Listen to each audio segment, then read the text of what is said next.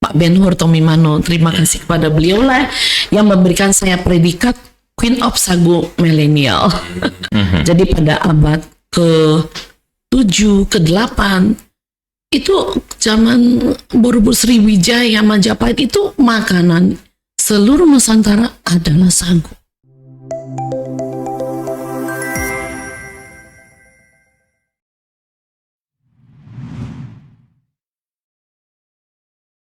Ngopi bareng MJH, ngobrol santai penuh makna.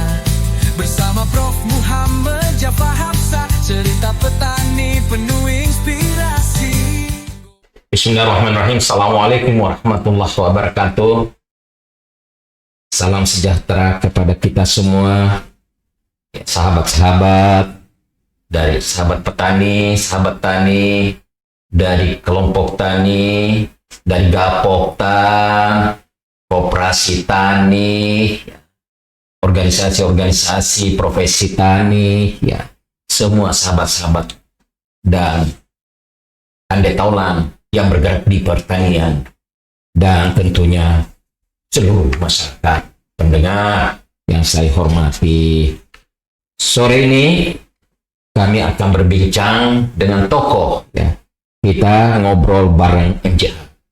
Saya Muhammad Jafar Hapsah yang akan menjadi host memandu acara ini, yaitu ngobrol bareng MJH dengan tokoh pertanian atau tokoh tani atau tokoh entrepreneur pertanian. Kali ini saya hadirkan salah satu tokoh perempuan kita, yaitu Ibu Jenny Wijaya. Iya. Selamat datang Jenny Wijaya. Kita akan ngobrol beberapa hal tentang bisnis, tentang agribisnis, ya, tentang agroindustri, ya, bagaimana kemajuan daripada pertanian, bagaimana kemajuan pangan kita di Indonesia. Ibu Jenny ini berpendidikan Beijing Language and Culture University, Business Major, kemudian pendidikan formal, pelatihan kepemimpinan, beberapa pelatihan-pelatihan yang berkaitan dengan bagaimana berentrepreneur, berusaha di dalam komoditi pertanian. Pengalaman kerjanya, ya, beliau ini, Dr. Jenny ini, ya, founder and CEO dari PT Sagolisius Indonesia Prima. Kemudian juga beliau adalah founder dan CEO PT RB Tekno Mitra Indonesia. Ya, betul ya. Ya, kemudian founder dan CEO Sagolisius Cafe and Resto. Jadi Sagu Cafe and Resto. Nah, tapi belum pernah kita diundang ke sana. Kan itu ya. Founder CEO PT Red Boy Indonesia, dan beliau aktif di puluhan organisasi, ya, tentunya baik organisasi kemasyarakatan yang berhubungan dengan perempuan, berhubungan dengan bisnis, dan berhubungan dengan pertanian.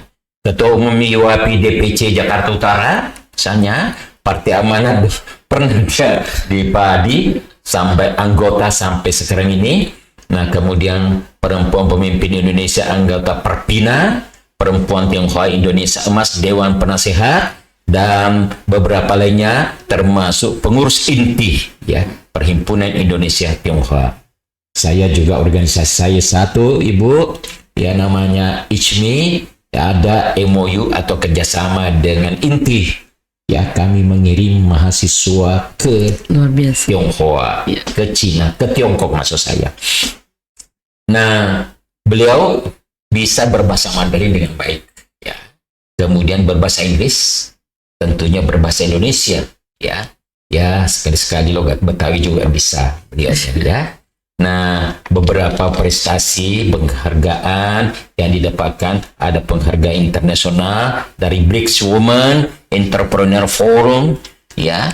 kemudian penghargaan kategori The Emerging Brand Award, kemudian ada penghargaan sertifikat internasional Sago Symposium 15 Kuching, Malaysia, dan beberapa penghargaan lain.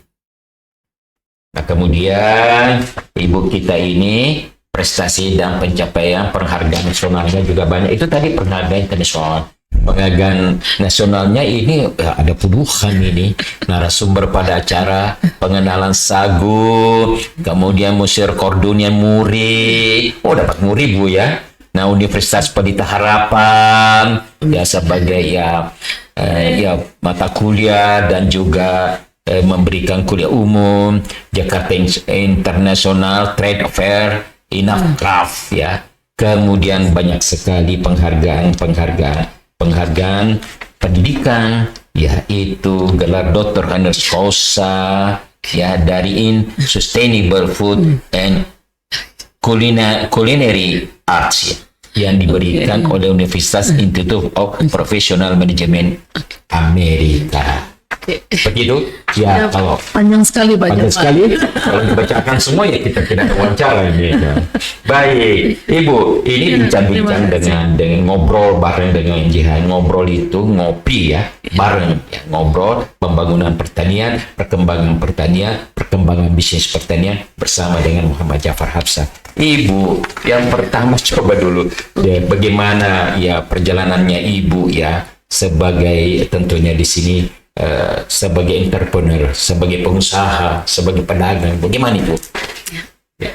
Terima kasih Pak Jafar yang saya hormati, terima kasih sahabat tani yang saya banggakan. Senang sekali hari ini saya bisa tampil dan punya kesempatan untuk podcast bersama di Yampi ya Pak ya. Pertama, bisnis itu banyak Pak, kita bisa memilih bisnis apapun. Tapi kembali lagi apa goal hidup kita. Saya ingin sesuatu bisnis yang punya manfaat dan punya impact. Jadi bisnisnya yang saya mulai ini memang tidak mudah, karena banyak yang bilang kenapa harus sagu, kenapa harus habis-habisan memperkenalkan sagu dan membuat beraneka macam dari sagu. Padahal banyak sekali masyarakat Indonesia ini nggak kenal sagu Pak. Tapi buat saya inilah sebuah tantangan di mana ada kesulitan, di situ ada tantangan dan ada peluang. Jadi kalau tepung yang lain udah pada tahu lah Pak. Tepung tapioka udah tahu, tepung terigu udah tahu semua, tepung gandum tahu semua. Tapi untuk sagu, nah ini saya sudah mempelajari, saya bisa membuat beraneka macam makanan yang dari selain terigu ya Pak ya, dari tapioka, tepung ubi, masih banyak yang saya sudah lakukan, tapi hati saya jatuh cinta pada sagu. Makin saya pelajari, makin saya penasaran dan saya betul-betul komitmen untuk menyelaminya sedalam-dalamnya, sehingga saya belajar sagu sampai ke Papua selama tahun 2021 itu PON. Kebetulan saya sudah memulai berhasil menciptakan aneka ragam sagu dengan warna-warni yang indah, kemudian nggak hanya mie tradisional tapi sudah masuk ke pasta. Nah ini saya mendapat kesempatan untuk membawa sagu ini pada acara PON di Pak Jayapura tahun 2021, diundang oleh Bapak Wali Kota waktu saat itu masih Pak Ben-Hur Tomimano. Terima kasih kepada beliau lah yang memberikan saya predikat Queen of Sagu Millennial. Jadi logonya juga harus jadi pakai topi Papua, kemudian dianggaplah sebagai pelopor dan juga pionir sebuah terobosan baru untuk sagu dengan penampilan yang kita berani bersaing di dunia internasional. Karena aslinya Pak, yang membuat panggilan hati saya, kok bisa kita ini melupakan sagu, padahal sagu ini adalah asli makanan Indonesia. dari nenek moyang kita, terbukti dari ukiran-ukiran di Candi Borobudur, itu ukiran pohon-pohon palem itu sebagai bukti, Pak. Jadi pada abad ke-7, ke-8, itu zaman Borobudur Sriwijaya, Majapahit, itu makanan seluruh Nusantara adalah sagu.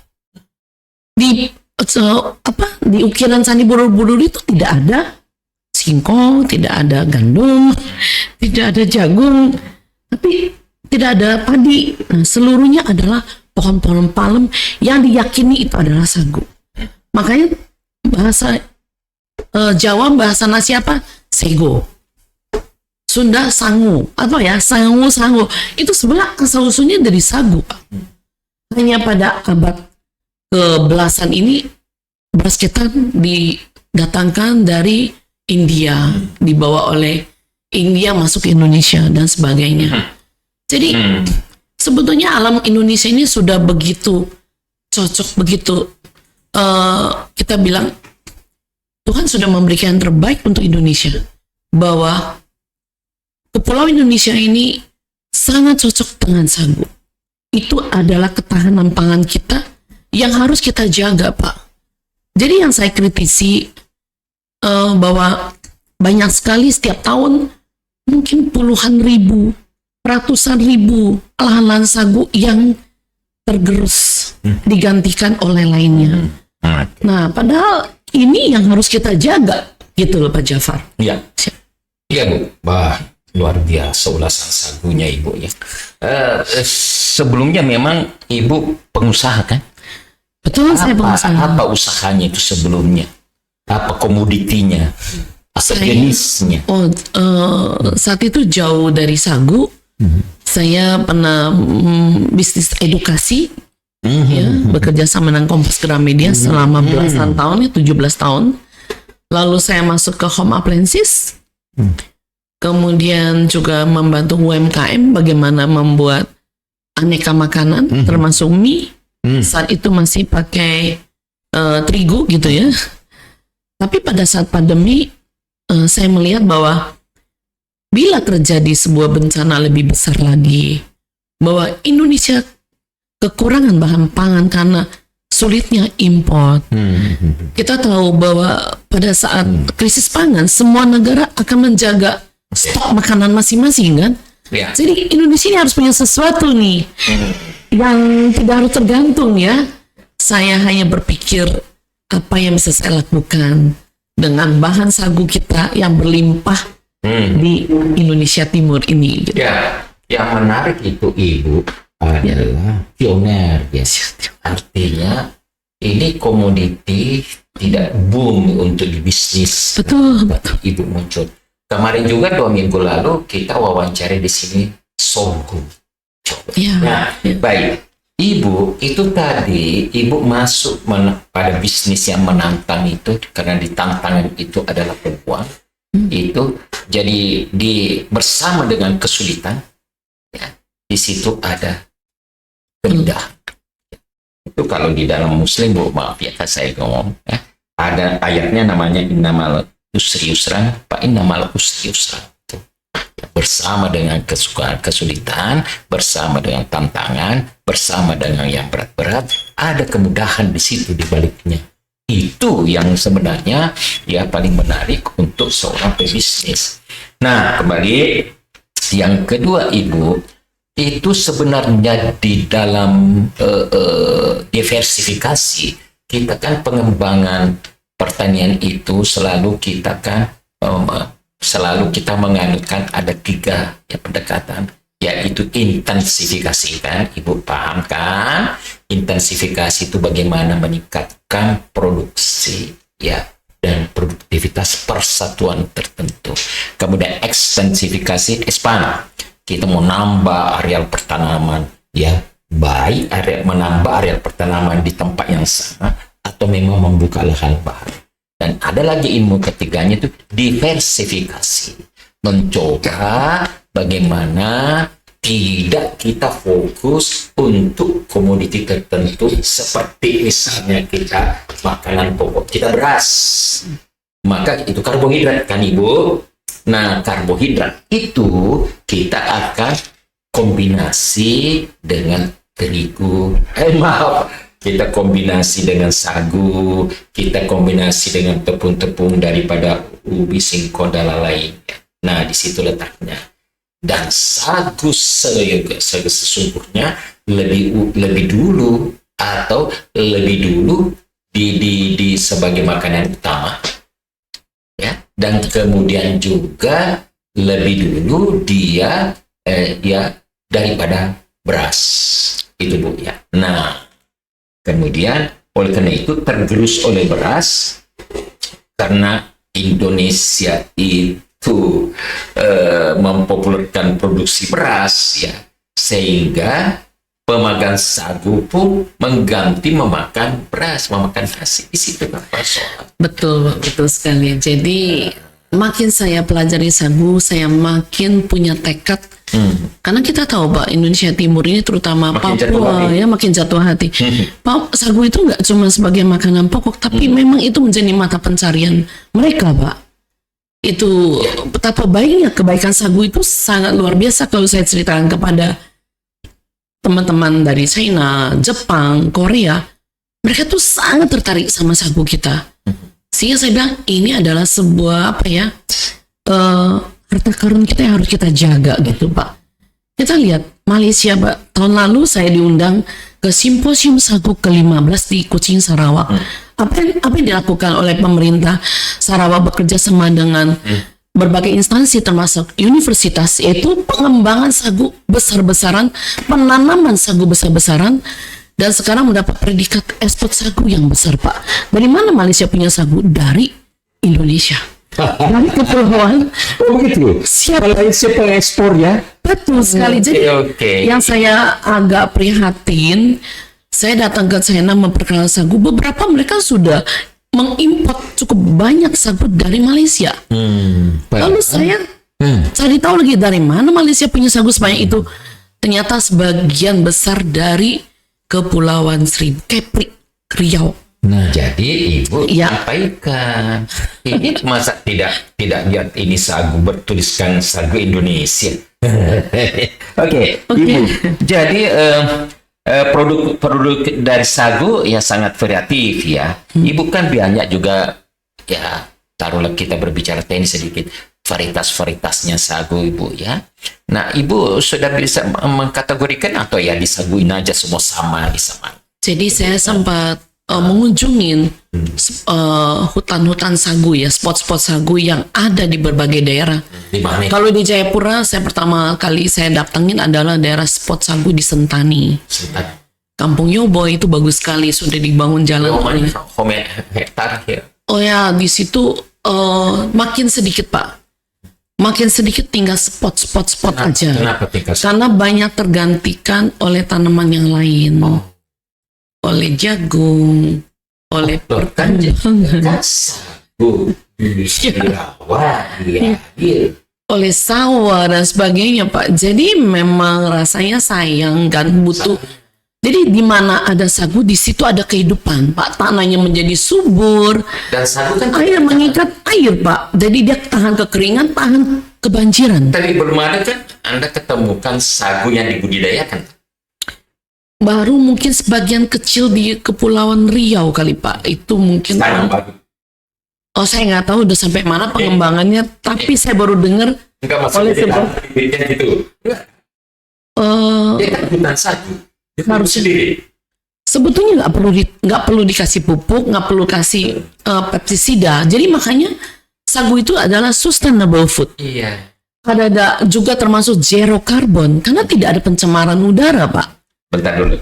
Ibu tahu misalnya untuk pohon sagu yang bagaimana atau berapa umurnya, kemudian diambil isinya kan di dalam toh? Ya, jadi ya sagu itu kan? Betul. Jadi sagu itu kalau kita tebang sebelum dia berbunga, bertanduk dan bertanduk dan itu mati sia-sia. Jadi setiap tahun Pak Jafar tahu, kita pernah diskusi sama para profesor. Setiap tahun itu lebih dari 70-80 triliun pohon sagu kita yang mati sia-sia karena tidak dimanfaatkan di hutan-hutan di Papua. Maksudnya mati gimana? Ya, karena pohon sagu itu, jadi kalau banyak orang meragukan bahwa pohon sagu itu tumbuhnya lama 8 tahun, betul 8 tahun, 12 tahun. Tetapi kalau pohon sagu yang dibesar cukup umurnya ditebang, itu biasa anak-anaknya kan sudah banyak, Pak. Jadi satu pohon sagu, satu rumpun itu punya puluhan, Pak. Sama pisang. Ya, sama dengan pisang, sama juga dengan bambu, Pak. Tebang 1 tumbuh 1000. Betul. Asal lahan itu jangan diganti. Jangan diganti. Jangan diganti semua dengan tanaman lain. Nah, makanya itu akan menciptakan kehidupan yang luar biasa di sana. Jadi ada sagu-sagu yang unggul, Pak. Saya sudah keliling Ambon juga. Ambon juga sudah hampir habis, Pak. Tinggal spot-spot kecil. Oh ya. Ya, kemudian saya masuk juga ke Kepulauan Seram. Seram Timur, Seram Barat, dan Seram Utara. Itu mungkin hanya ada yang lumayan banyak di Seram Timur, Pak. Jadi saya ingin sekali bahwa ayo selain kita manfaatkan sagunya, tapi makin sedikit saja. Punya asosiasi sagu? Ada asosiasi sagu, tapi sepertinya harusnya lebih dimaksimalkan lagi. Atau kita bikin? Kita buat lah, Pak. Siap, kita bikin, Pak. Oke, baik. Oke, kita buat. Nah, oke. Siap. Itu jadi kan kita masuk sedikit sudah melintas itu. Nah, kemudian terus ibu itu memperoleh sagu dari mana? Karena memang Anda mau apakan gitu loh. Ya, saya sekarang ini berusaha ingin sekali membuat, kalau memang udah ada kopi dari berbagai daerah, ada kopi Gayo, kopi Aceh, kopi Medan, kopi ini. Yes. Ya, saya juga ingin membuat kanika sagu dari Ambon, dari Seram, dari Maluku, dari Papua, dari Papua mana, Timika, Manokwari, dari mana. Itu ingin saya buatkan menjadi sebuah produk yang premium, Pak. Di mana dapat kita banggakan, kita bawa ke luar negeri, Pak. Ini yang saya sedang perjuangkan. Saya bisa mendapat kesempatan ini baru pulang dari Bangkok, yaitu Halal Expo Bangkok. Saya terima kasih kepada Jackpreneur. Saya termasuk salah satu UMKM yang terpilih, lolos seleksi, dan diberikan kesempatan untuk ikut tampil di Trade Expo Halal di Bangkok tanggal baru kemarin, Pak. Bulan ini juga di tanggal 16, 17, 18.